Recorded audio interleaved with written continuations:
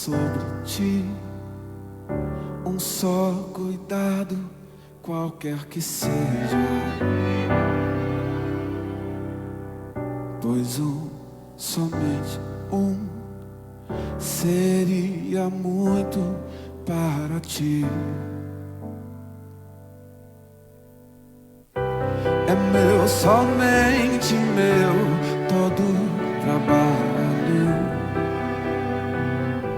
e o teu trabalho é descansar em mim. É meu, somente meu, todo trabalho, e o teu trabalho é descansar em mim.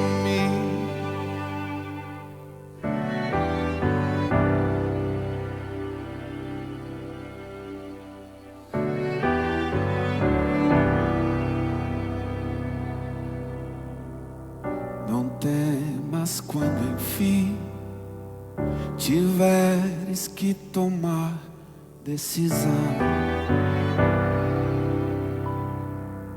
entrega tudo a mim, confia de todo o coração.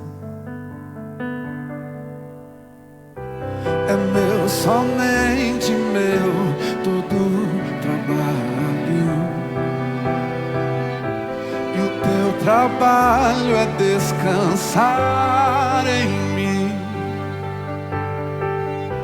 É meu, somente meu, todo trabalho, e o teu trabalho é descansar em mim.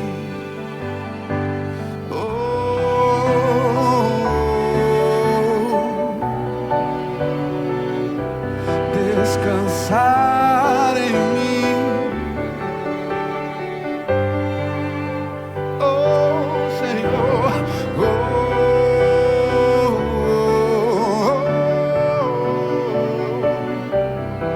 descansar em mim.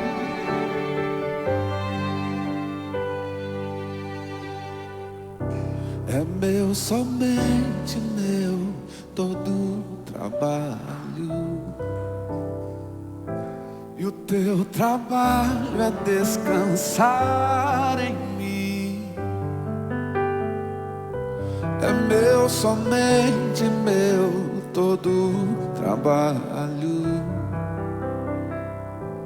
e o teu trabalho é descansar em mim.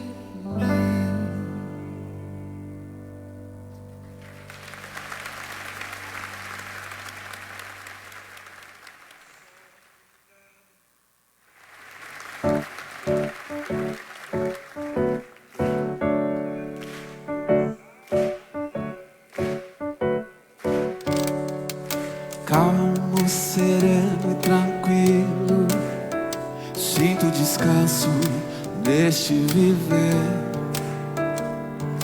Isso devo a um amigo que só por ele eu pude obter. Ele é Jesus, meu Senhor, o Salvador. Só por ele eu ganhei a vida eterna com Deus, com Deus. Triste foi sua história, levado à cruz sem pecado algum.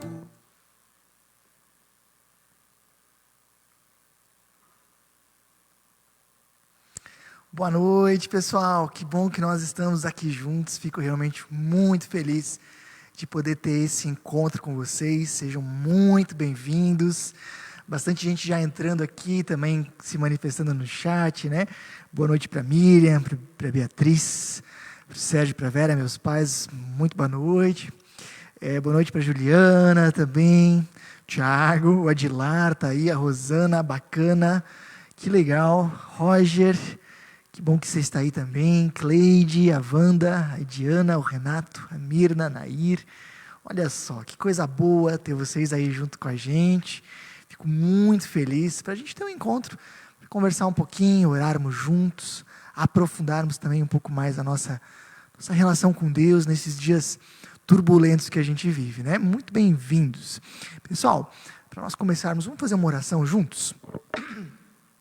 Senhor nosso Deus, muito obrigado pela possibilidade e oportunidade da gente estar juntos, mesmo que dessa maneira eletrônica, Senhor, mas juntos para falarmos sobre a Tua Palavra. Que Tu estejas, Senhor, nos conduzindo nessa noite, que Tu estejas nos abençoando e, por favor, Senhor, fala ao nosso coração. Nos traga orientação nesses dias tão conturbados. Nos traz também do Teu conforto, também da Tua força, Senhor. Em Teu nome a gente coloca esse encontro. Amém. Pessoal, muito bem, hoje nós vamos ter uma conversa super importante sobre a espiritualidade, o cultivo da espiritualidade, da fé cristã em casa. Um assunto que sempre foi muito importante e nas últimas semanas está se tornando ainda mais importante. Mas antes de nós irmos para o assunto propriamente dito, eu queria mostrar para vocês uma imagem que reflete um pouco da nossa organização de trabalho aqui na MEUC. Só para vocês estarem, então, antenados com aquilo que a gente está fazendo. Nós temos 3 frentes de trabalho nessa época de isolamento. A primeira delas é no domingo, a mais importante, o centro para nós, onde nós temos um momento de mensagem, louvor, oração e bênção. Ou seja, tudo aquilo que compõe um culto cristão. Então, esse é o nosso momento de domingo, às 8 horas da noite, também por esse canal. E aí o que a gente faz? A gente pega um ponto desse domingo, um ponto do domingo da mensagem, e aprofunda ele na quarta-feira.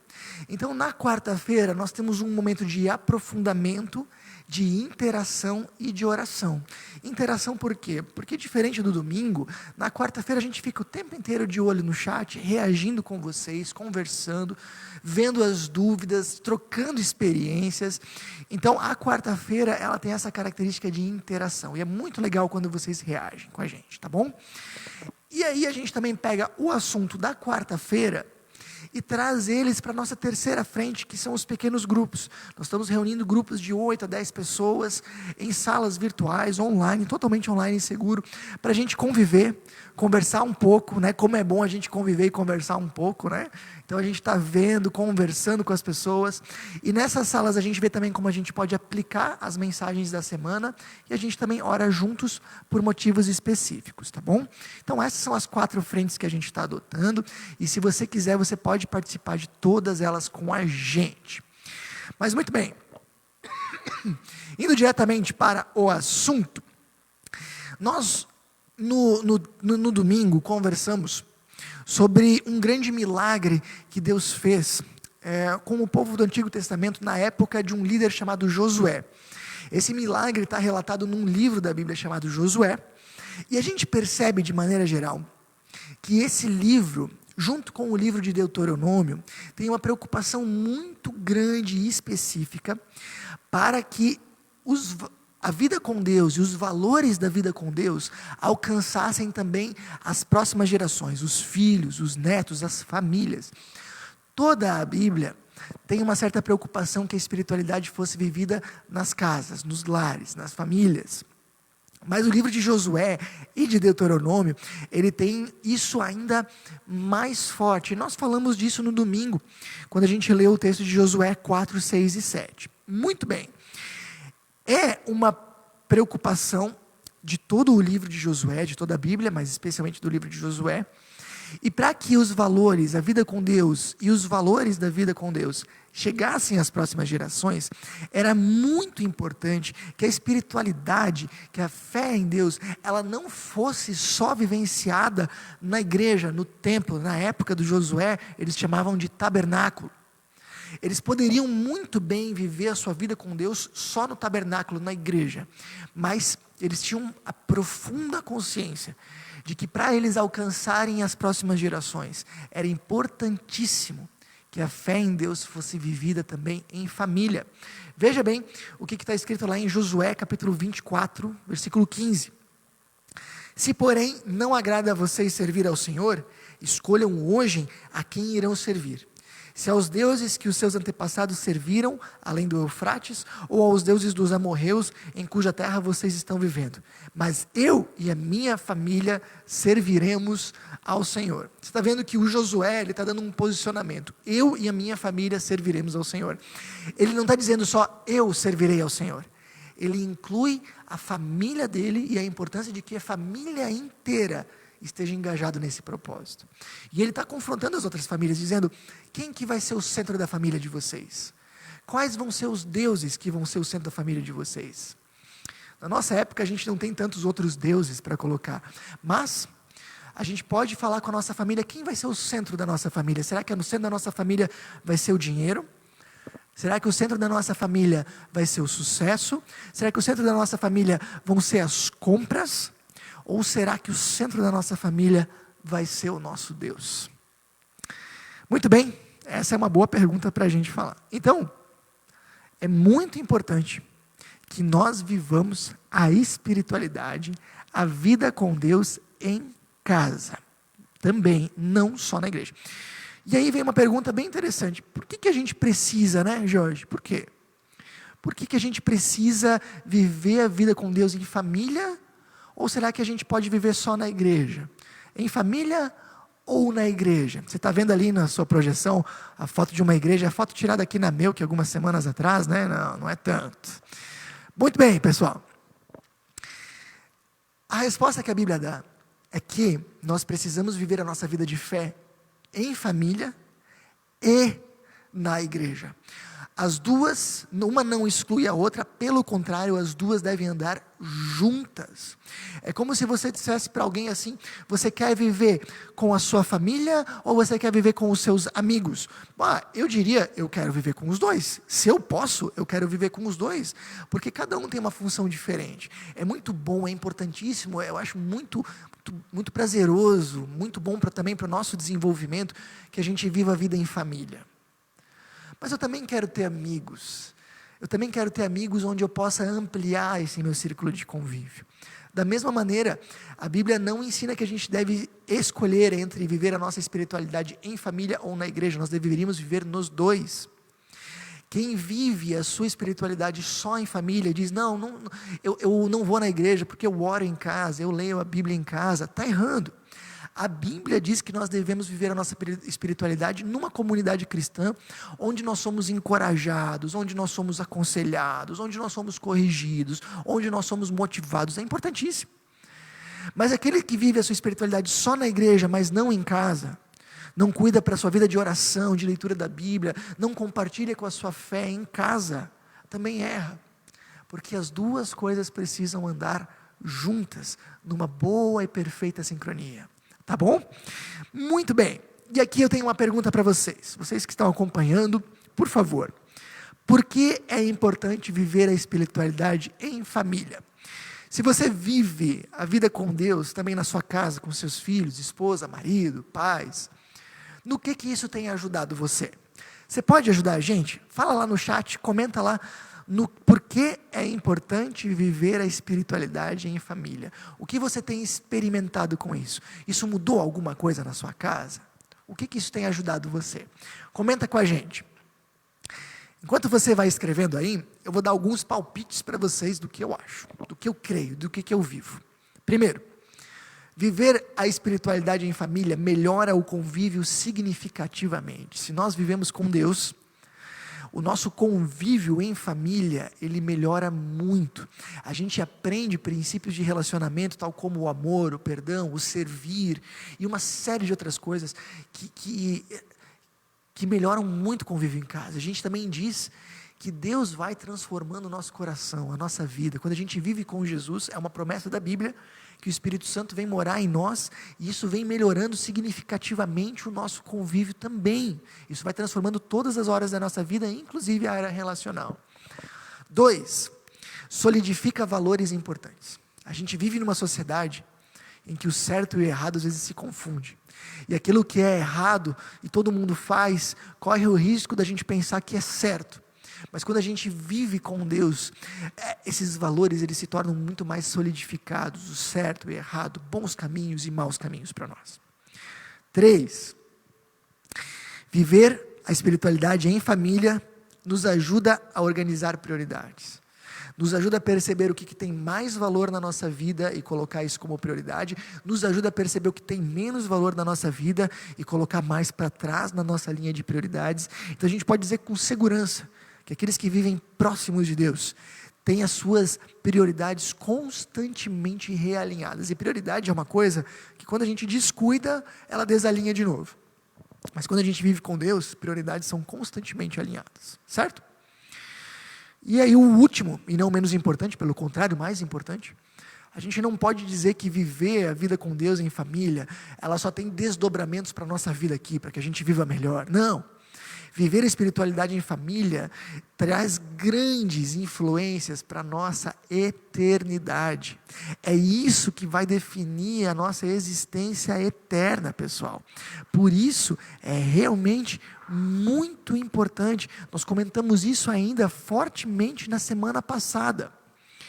Como a eternidade é algo importante que nós devemos desejar estar lá, e viver a vida com Deus é uma das melhores maneiras, é a maneira para nós estarmos lá, e nós vivermos essa vida com Deus em família, é a melhor maneira de nós ajudarmos os nossos filhos a um dia estarem no céu com a gente.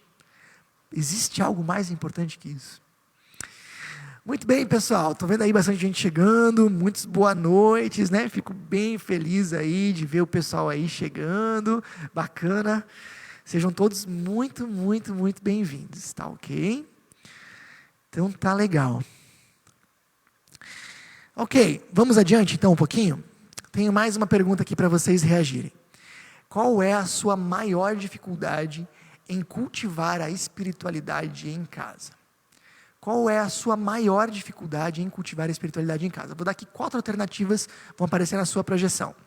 1, não me sinto capacitado. Né? Talvez você, eu gostaria de falar mais de Deus com os meus filhos, mas eu não me sinto muito bem preparado para isso. Eu não sei direito o que falar. Então você escolhe a alternativa 1. 2, nós não temos muito tempo. A vida é corrida, né? Tem um monte de coisa para fazer, tem o tema de escola das crianças e tal. O tempo é curto, então a gente também não tem muito tempo para isso. Será que essa é a sua maior dificuldade? 3, qual que é a maior dificuldade? Não temos hábito. Não, a gente até se sente capacitado e a gente até teria tempo, mas quando a gente vai ver, passou, a gente não tem o hábito. Quando a gente vai ver, passou o dia, a gente não fez nada, a gente não falou nada. Então, escolhe a alternativa 3. E o 4 está em outros, né? Então, se você de repente não se enquadra em nenhum desses 3, mas quer reagir de uma outra forma, explica para nós aí o 4 e qual que você acha que é a maior dificuldade. Você pode ir reagindo aí no chat, que eu vou também conversando com vocês. Giane comentou aqui, olha, assim, na nossa casa reina a paz, equilíbrio e harmonia. Isso aconteceu quando deixamos Deus entrar no nosso lar. Que lindo, Giane. Eu acho que esses desdobramentos são muito importantes, né? Paz, ainda mais em épocas difíceis que a gente vive, equilíbrio, tranquilidade e harmonia. Obrigado pela reação, obrigadão mesmo. Muito bom, vamos adiante então. Quero ler com vocês um texto que está em Deuteronômio 6, 5 a 9. Se você quer abrir a sua Bíblia, é um texto muito bom para você deixar sublinhado. Deuteronômio capítulo 6, versículo 5 e versículo 9. Vamos dar uma olhadinha lá? Ok. Ame o Senhor, o seu Deus, de todo o seu coração, de toda a sua alma e de todas as suas forças. Que todas essas palavras que hoje lhes ordeno estejam em seu coração. Ensine-as com persistência a seus filhos. Converse sobre elas quando estiver sentado em casa, quando estiver andando pelo caminho, quando se deitar e quando se levantar. Amarre-as como um sinal nos braços e prenda-as na testa. Escreva-as nos batentes das portas de sua casa e em seus portões. Muito bacana. Primeira coisa que fica muito claro aqui, deixei até sublinhado em vermelho. Ensine-as com persistência a seus filhos. O que Moisés, aqui nesse texto, ele acabou de fazer um grande reapanhado aqui dos 10 mandamentos, da fé em Deus, e ele está falando, ensine-as com persistência a seus filhos, ou seja, a fé precisa ser vivida e ensinada no ambiente familiar, como a gente estava conversando até agora. Para vocês terem uma ideia, isso era muito importante na igreja do século I. E por que a gente fala da igreja do século I? Porque foi a igreja que era liderada pelos apóstolos, que conversaram e viveram com Jesus em primeira mão. Então, por isso, a igreja do primeiro século, ela é uma referência para nós. Não sei se você sabia, mas a igreja do século I, ela acontecia boa parte em casas. Nas casas das pessoas, boa parte das reuniões eram em casas. A vida, a palavra, o evangelho era vivido também em casas. Não sei se vocês sabiam, mas eles tinham o costume, inclusive, de ter itens de decoração cristãos na sua casa, com o intuito de, se um visitante perguntasse: vem cá, que símbolo é esse, que quadro é esse, que mosaico é esse, eles poderiam através disso falar de Jesus para eles. E existem muitos mosaicos que foram encontrados por arqueólogos que refletem justamente essa intenção. Ou seja, as casas eram locais de reunião, eram locais de vivência da fé e eram locais inclusive de falar de Deus para quem não conhecia. Então, é muito importante. E aqui tem um benefício da crise que nós estamos vivendo de isolamento. Olha só, eu sei que a crise que a gente está vivendo, ela é ruim, ela é complicada, ela trouxe uma série de danos, inclusive danos irreparáveis, mas também ela tem certo lado positivo, ela nos ensina algumas coisas. E eu acredito que um dos lados positivos dessa crise é que ela nos empurrou a rebuscar algo que estava se perdendo. Essa importância de nós vivermos a fé em casa era um valor que, devido à correria do dia a dia, devido aos nossos corre-corres, ela estava ficando de lado. E agora é a grande chance e oportunidade de nós voltarmos a buscar isso. Pessoal, até então, vou falar agora um pouquinho para você que tem filhos, mas a gente não vai falar só de filhos. Até então você trazia os seus filhos para a igreja uma vez por semana e você sabia que eles estavam sendo ensinados. Ok, e isso fez com que muitas pessoas não considerassem realmente o seu papel nisso. Bom, meus filhos estão indo na igreja, eles estão aprendendo. Mas agora que a gente já não tem mais essa disciplina de igreja, a gente não tem mais encontros presenciais, as crianças não têm mais encontros presenciais, se você não ensinar para elas sobre Jesus, quem vai? Claro, a gente está dando suporte, a gente está fazendo o videozinho do cultinho em casa, ajuda bastante, contribui, mas se você não ensinar e não aprender a partir dessa crise a viver isso no seu lar, quando você vai fazer isso? É muito importante. E aí você deve estar pensando assim, mais uma coisa, né? Já tem o tema de casa para fazer com os filhos, tem que fazer uma série de atividades, tem que tirar foto, mandar para a escola, tem mais uma coisa para fazer ainda. Segura um pouquinho. Nós vamos ver que exercitar e viver a fé em Jesus em casa é algo muito mais leve que você provavelmente imagina. Ok? Então segura um pouquinho, isso que nós já vamos falar sobre essa questão. Muito bem. Segunda coisa que a gente vê desse mesmo versículo que está em vermelho: ensine-as com persistência seus filhos. Ou seja, a responsabilidade primeira de ensinar os filhos é dos pais. Responsabilidade primeira é dos pais. Não delegue isso para padre, pastor, catequista, nem ninguém. É sua responsabilidade como pai e mãe falar de Jesus para eles. Vocês sabem que aqui na MEUC a gente batiza tanto crianças quanto adultos. A gente não tem problema nenhum em batizar crianças nem adultos. Mas uma das cláusulas que a gente frisa muito é o comprometimento dos pais, quando a gente vai batizar crianças, é o comprometimento dos pais em educar os seus filhos na fé. A gente entende que o batismo, ele por si só não salva, isso não é bíblico.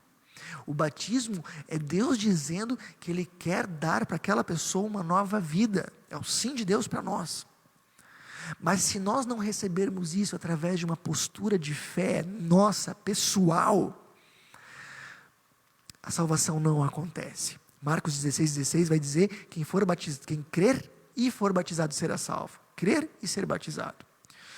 Então, nós só batizamos crianças se os pais se comprometem e dizem, não se preocupa, nós vamos estar altamente comprometidos em ensinar a fé em Jesus para os nossos filhos, para que um dia lá na frente, quando eles tiverem condições, eles possam assumir ou não a postura de fé deles, mas até eles fazerem isso, é com vocês pais, e tem mais, se vocês descumprirem isso, um dia Deus vai pedir isso de vocês.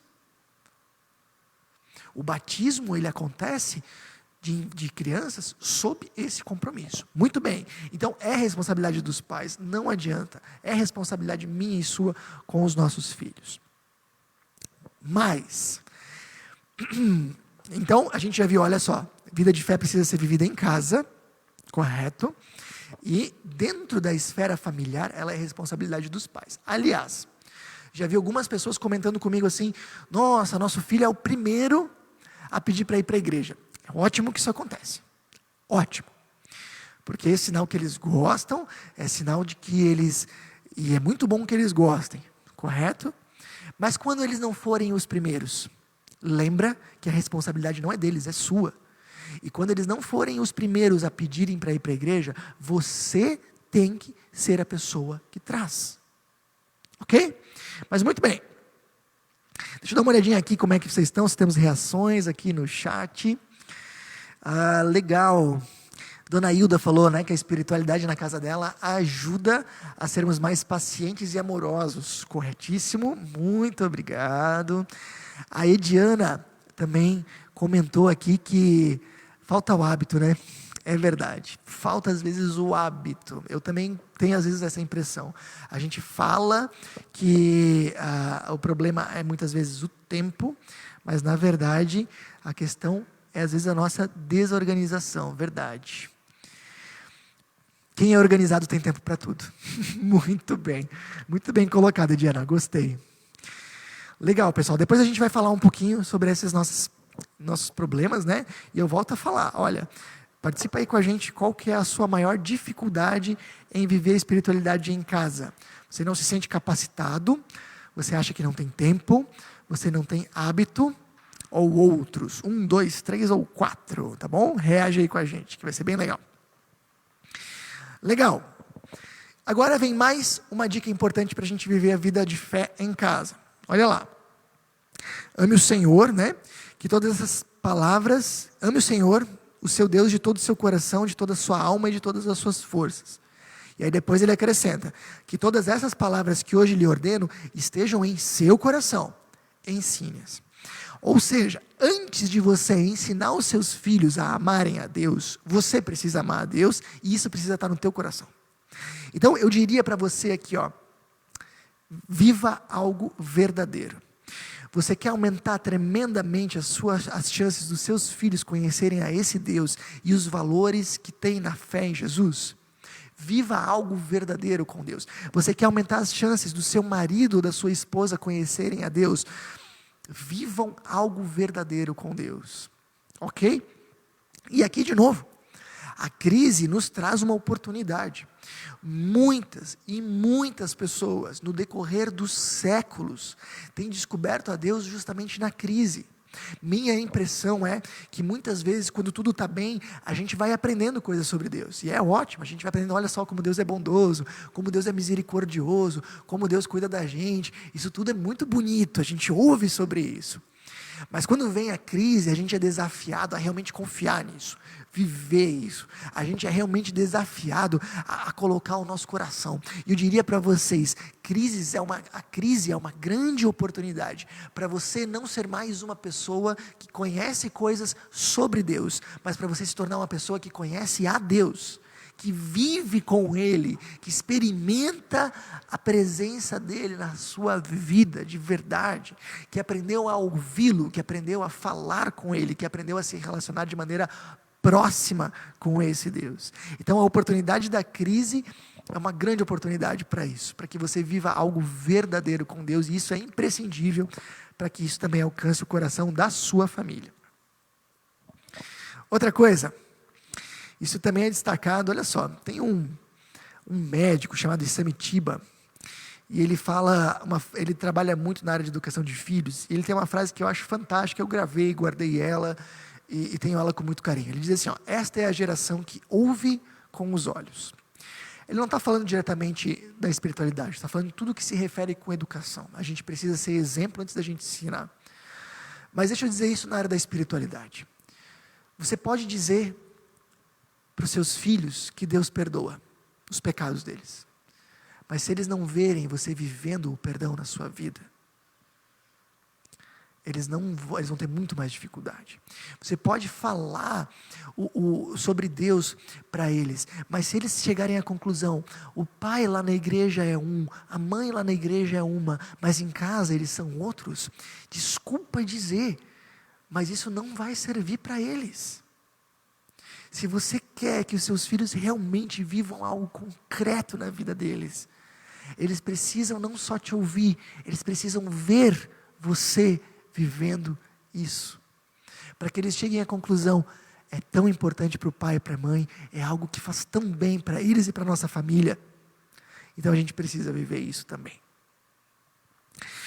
Muito bom, vamos adiante um pouquinho. Esse texto aqui é riquíssimo. Aliás, se vocês tiverem comentários ou dúvidas sobre ele, eu estou de olho aqui no chat, tá bom? Legal, tem mais gente aqui reagindo, né? A Giane falando que é falta de hábito. Eu também acho muitas vezes que é isso, é falta de hábito. Vamos lá, vamos para o texto bíblico então. Diz ali, ó, ensine-as com persistência a seus filhos, converse sobre elas quando estiver sentado em casa, e aí vai, né?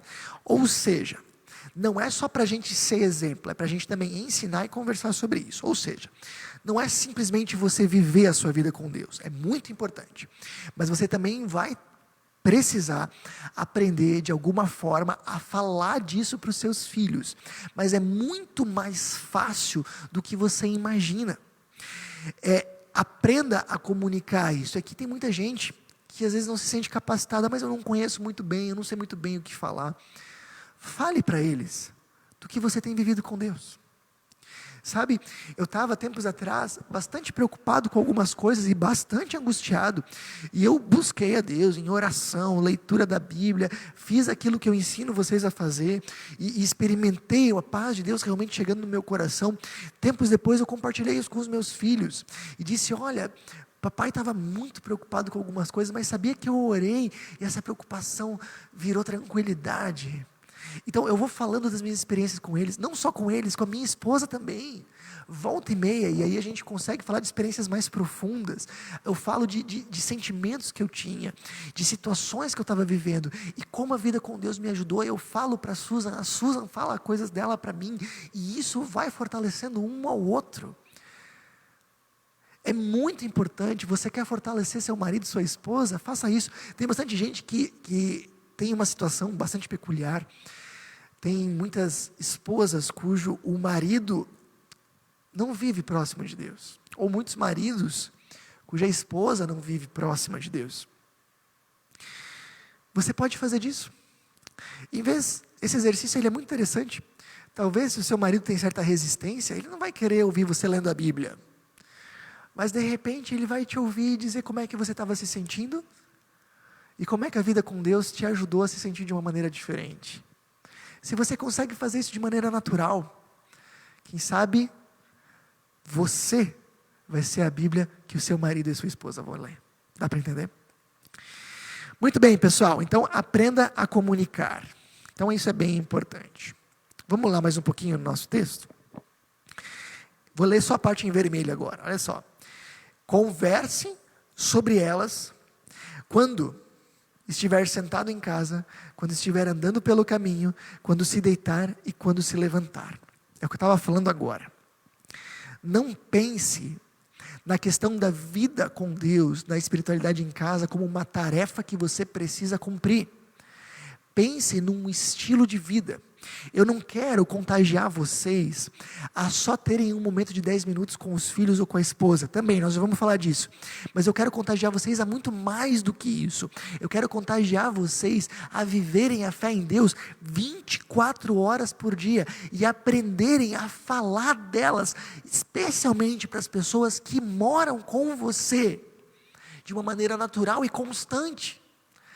Não encare isso como uma tarefa, porque se for uma tarefa, daí a gente pode falar, mas eu não tenho tempo. Mas é um estilo de vida, e se é um estilo de vida, não é algo que demanda muito tempo de nós. Sabe, é como ser carinhoso. Uma pessoa pode dizer, eu não sou carinhoso com a minha família. Mas por que você não é carinhoso com a sua família? Porque eu não tenho tempo. Não tem lógica esse argumento. Você vai dizer, mas não é uma questão de tempo, é uma questão de jeito de viver. Ok? Você de vez em quando dizer um eu te amo para os teus filhos, para tua esposa, para o teu marido, volta e meia você pegar na mão, volta e meia você dar um abraço, pegar os filhos no colo, volta e meia você tirar um tempinho, isso é um estilo de vida, não é algo que você precisa gastar mais ou menos tempo, é a tua forma de viver. Cultivar a espiritualidade em casa, ela não é uma tarefa que a gente investe alguns minutos do nosso dia, não é isso faz parte do nosso estilo de vida. O que eu estou dizendo é, viva uma vida com Deus relevante para você, importante, profunda e próxima. E aprenda a constantemente, de uma maneira natural, compartilhar os frutos dessa vida com as pessoas que estão ao teu redor. E aí, se a gente faz dessa forma, a falta de tempo não é um problema. E mesmo a falta de hábito pode também ser minimizada. Por quê? Porque a gente vai fazer isso constantemente. Para pensar nisso. Bom, deixa eu citar aqui uma frase que para mim chamou muita atenção. É uma reportagem tirada da Época Negócios, né? Não é uma revista cristã, é uma revista que gira em torno aí de atividades de trabalho econômicas, né? Vai dizer o seguinte: a geração anterior está tão ocupada executando tarefas e está esquecendo de ser referência para a nova geração. Chama a atenção de duas coisas. Primeiro, a questão aqui é ser referência para a nova geração. Não é fazer mais tarefas. É ser alguma coisa, não é fazer, é ser. Ser o quê? Uma referência. E o que impede a gente de ser uma referência? A gente está ocupado demais, a gente está com a cabeça demais em outros lugares, a gente está correndo demais, e a gente esquece de algumas coisas bastante básicas. Uma das coisas que mais tem atrapalhado a gente, e que vai continuar atrapalhando nessa quarentena, é com certeza o celular. Tem uma campanha aqui do Hospital de Clínicas que eu acho muito importante. Eles fizeram uma campanha, olha só, também não é uma entidade cristã, é uma entidade hospitalar. E eles fizeram uma pesquisa, olha só como eles divulgaram. 83% das crianças se sentem trocadas por um celular. E você preocupado com o tempo que passa fora de casa. Então, às vezes, o que nos impede, muitas vezes, é que a gente está com a cabeça em muitos lugares, a nossa concentração não está onde deveria estar, o nosso foco não está onde deveria estar. A questão nem é tanto tempo. Ok? Mas vamos lá, tem mais uns pontinhos aqui do texto que eu gostaria de trabalhar com vocês. E se vocês tiverem aí reações, pessoal, muito importante ouvir um pouquinho mais vocês, é muito importante para mim também ver as reações, tá bom? O que vocês estão achando do texto? Interessante? Já sublinharam ele na Bíblia aí? Tiraram alguma lição importante para vocês? Compartilha com a gente, que lição você tem tirado para a tua vida? Coloca lá no chat. Muito bem, eu acho fantástico que o texto bíblico vai dizer, ensine-as com persistência a seus filhos. Persistência. Você que é pai, mãe, vai saber uma coisa, não adianta a gente ensinar uma vez e pronto, né? Quantas vezes você já falou para o seu filho que ele precisa dividir as coisas? Uma vez só? Não, muito mais. Às vezes a gente também ensina sobre a vida com Deus e talvez não vai dar resultado logo, a gente se frustra e para. Não, a gente continua. É necessário persistência. Vale também para casais, especialmente para você cujo marido não é tão atencioso nessa área, ou cuja esposa não é tão atenciosa. De repente você corre o risco de dizer, eu estou tentando, estou puxando à frente, mas eu cansei, é sempre eu que convido para ir para a igreja. É sempre eu que lembro de assistir a live. É sempre eu que tenho que puxar à frente. Cansei. Não canse. É necessário persistência. E se você desistir, quem é que vai fazer diferença na sua casa? Quem vai? Então, continua. Eu conheço pessoas que oraram pelo seu marido, pela sua esposa, pelos seus filhos, mais de 20 anos, até que eles realmente se aproximassem de Deus. Então, continua assim. E se tem uma coisa que nós estamos aprendendo na nossa época é ter paciência, né? E ter persistência. E é exatamente isso que a gente precisa fazer. Muito bom, pessoal. Legal. Fico contente aí da gente estar conversando sobre isso. E aí no último ponto do texto, vou ler ali o finalzinho. Amarre-as como um sinal nos braços e prenda-as na testa. Escreva-as nos batentes das portas de sua casa e em seus portões. Sabe, que a nossa casa seja uma referência um dia para os nossos filhos do que é buscar a Deus. Deixa eu dizer isso para você. Eu tive um bom exemplo na minha casa, talvez até os meus pais estão vendo aqui a live, eu tive um bom exemplo na minha casa. Eu vi como os meus pais fizeram, como eles buscavam a Deus em família. Para mim foi muito mais fácil trazer isso para minha casa, como se o caminho já tivesse mais ou menos feito, já tivesse mais ou menos aberto. Eu já estava andando num caminho que eu já conhecia, dá para entender? Muito bem. Da mesma forma, eu quero que os meus filhos também percebam o nosso exemplo em casa e tenham uma boa referência um dia para eles. E os seus filhos? Será que a tua casa não pode ser uma boa referência para eles? Ainda dá tempo. Construa esses hábitos. Bom, pessoal, eu estou indo aqui para o finalzinho. Eu queria colocar aqui um resumo da nossa conversa. Se tudo isso aqui pareceu muita coisa para você, guarda esses 3 pontos aqui, tá bom? Viva uma vida próxima de Deus. Aproveite para conhecer esse Deus de verdade, se aproximar dele. Aprenda a se relacionar com esse Deus. Viva algo realmente profundo e significativo com Deus, ok? Segundo, fale sobre sua vida com Deus com quem mora com você. Compartilha. Aquilo que você tem experimentado, os momentos de angústia que você tem buscado a Deus e tem encontrado respostas, compartilha. E assim você está fortalecendo muito a vida da sua família. E o terceiro ponto é, ache um momento do dia para lerem a Bíblia e orar juntos. Eu queria estimular você. Aqui sim vai exigir um gasto de tempo, um investimento de tempo, mas ele é bem pequeno. Eu vou dizer para vocês como a gente tem feito lá em casa.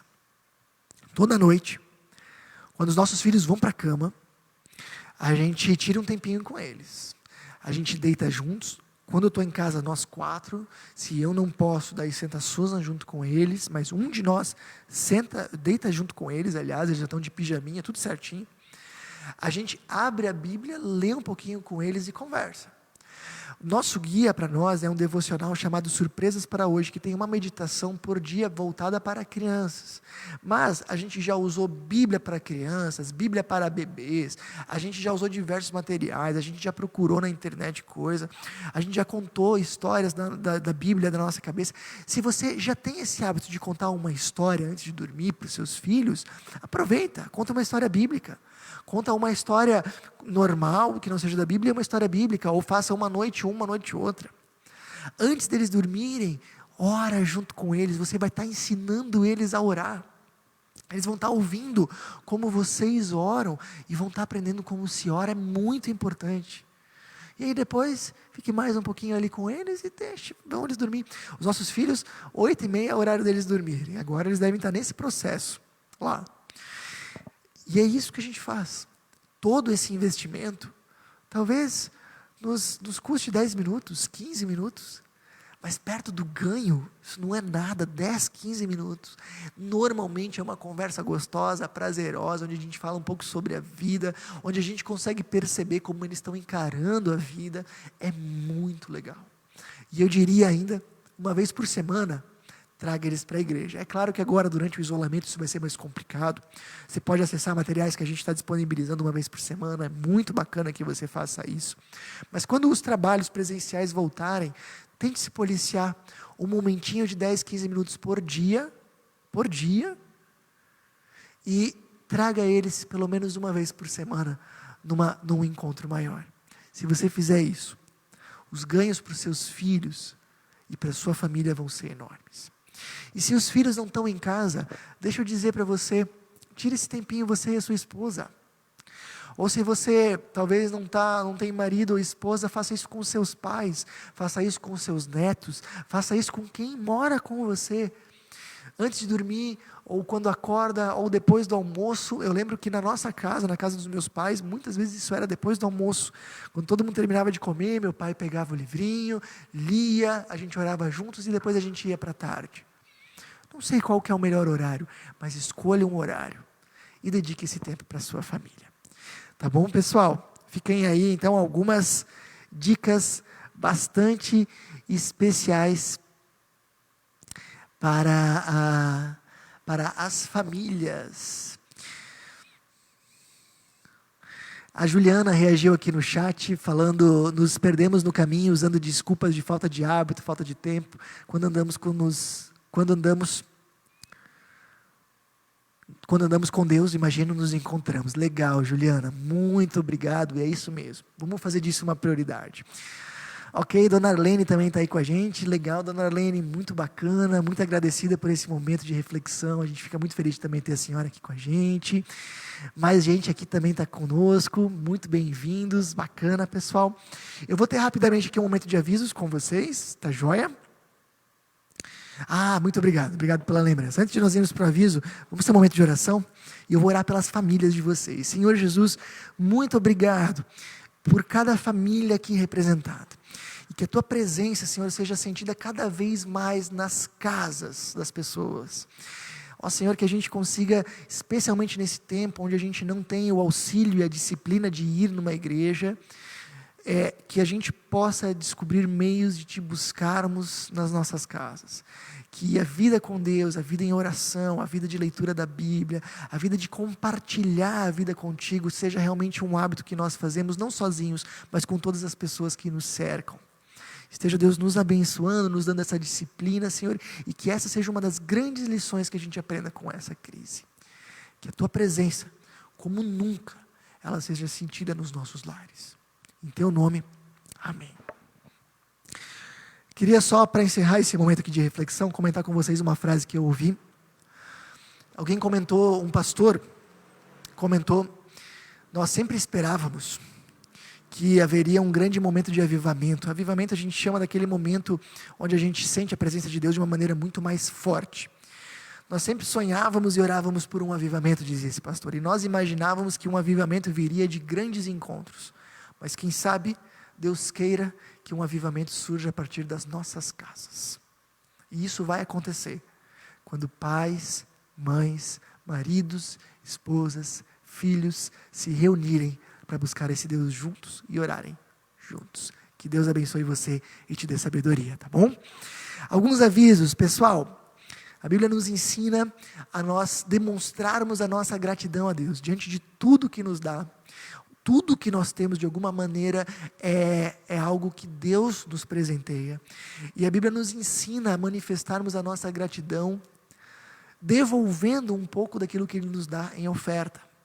E se você quer destinar a sua oferta a Deus, veja bem, não é uma mensalidade de um clube ou de uma outra entidade, não, é uma oferta. E se você quer destinar a sua oferta a Deus, investindo no trabalho da nossa comunidade, os dados bancários estão projetados para você. Nesse momento que a gente está sem os encontros presenciais, é muito importante que as ofertas sejam feitas de maneira eletrônica, e nós queremos que você também fique à vontade, se esse for o seu desejo. Durante o isolamento, ligue para alguém, continua essa ideia, por favor, pessoal, vamos manter os relacionamentos vivos, e se a gente não tem encontros, vamos ligar para as pessoas. Está sendo tão bom fazer algumas ligações, receber ligações, sim, agora eu também já recebi ligações, fiquei bem feliz. Como é bom a gente ver que pessoas se preocupam e oram pela gente. Faça a diferença na vida de alguém, ligue para alguém, tá bom? Também fica o convite dos nossos pequenos grupos online, se você quiser participar desse momento de convívio, de aprofundamento, de oração, de conversa, por favor, converse com a gente. E domingo, teremos novo tema. Muito bem. O tema que nós escolhemos para os próximos 4 encontros é Cara e Corona, o outro lado, os dois lados da crise, tá bom? O lado ruim da crise, ninguém precisa ajudar a gente a ver, a gente já sabe. Mas os lados bons da crise, aquilo que a gente pode aproveitar e crescer com elas, às vezes a gente precisa de ajuda para saber como olhar. E nós vamos falar exatamente sobre isso a partir de domingo. E nesse domingo nós vamos falar sobre o outro lado da frustração. Frustração. Todo mundo já passou por frustração nessas últimas semanas. Todo mundo teve planos cancelados. Mas frustração, pasme, não é algo só ruim. Frustração também é algo bom. E você vai aprender isso com a gente no domingo, às 8 horas, aqui na página do Facebook. Também aproveito para comentar com vocês.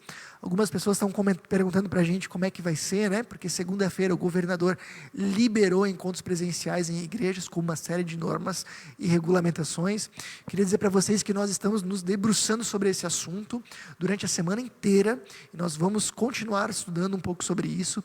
A gente está vendo paralelos com outras igrejas, a gente está vendo como outras pessoas estão vendo essa questão, estamos também atentos às normas que o governo está prescrevendo para nós.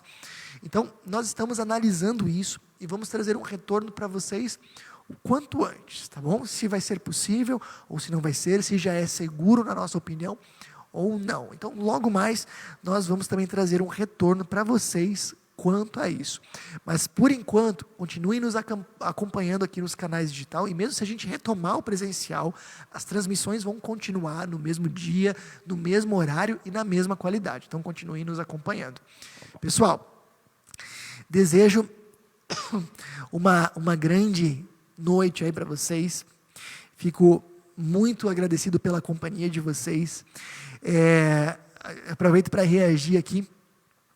A dona Gerda está agradecendo, a gente também fica muito feliz. A dona Jane, a Giane, a Kátia. A gente fica muito feliz de ter vocês aqui com a gente. A gratidão é toda minha de vocês estarem aqui conosco. E que Deus abençoe adiante, ok? E se nós não nos vermos antes, até domingo. Que Deus guarde e proteja.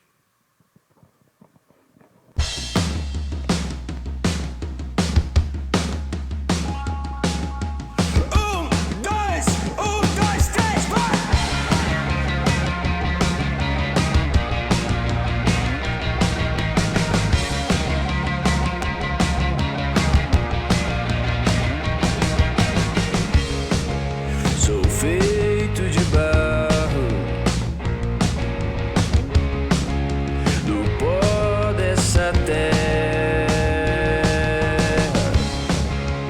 o sopro de vida é o vento que sopraste em mim. Tu sabes quem eu sou.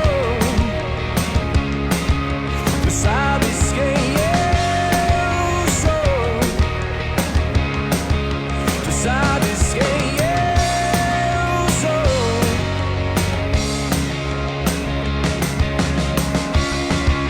Fui homem perfeito, completo inteiro, da escolha que fiz, a queda que vi me separou.